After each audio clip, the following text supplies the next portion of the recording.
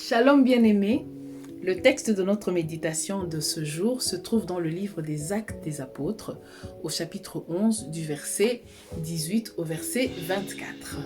Dans ce texte, après que Pierre eut apporté des explications au sujet du déroulement de tous les événements qui l'ont conduit à l'évangélisation des païens et donc leur conversion, le verset 18 nous rapporte que ce discours les apaisa et ils louèrent Dieu, ils glorifièrent Dieu en disant « Dieu a aussi accordé la repentance aux païens ». C'était donc un grand sujet de joie. Au verset 20, on voit que la même chose s'est produite à Antioche. Certains frères ont eu le courage d'aller apporter l'évangile aux Grecs.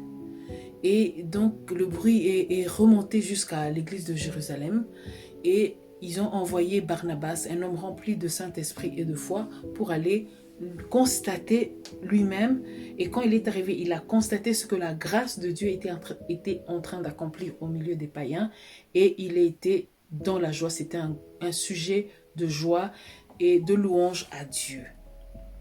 Alors ce que je retiens dans cette histoire de la conversion des païens, c'est que c'est le Saint-Esprit qui est l'initiateur, c'est lui qui orchestre, c'est lui qui est à la base, c'est lui qui est à l'origine de ce travail. C'est lui qui fait son œuvre.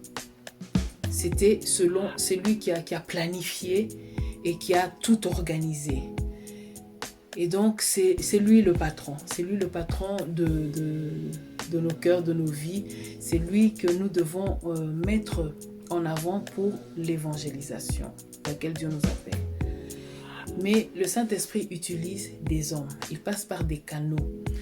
Alors, ces hommes que Dieu utilise doivent être bien disposés.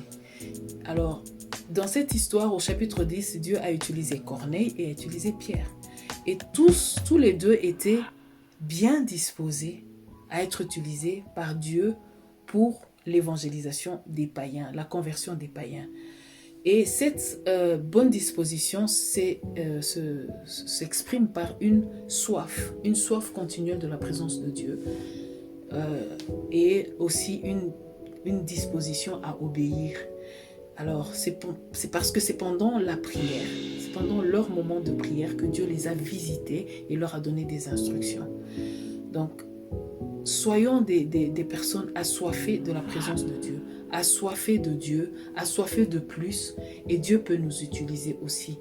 Et soyons aussi disposés à obéir aux ordres de Dieu. Ce n'est pas facile parfois.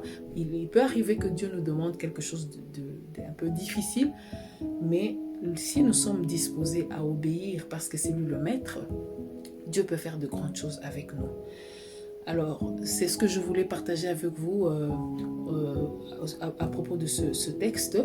Je vous souhaite une belle journée, une belle semaine et que Dieu vous bénisse. Bye.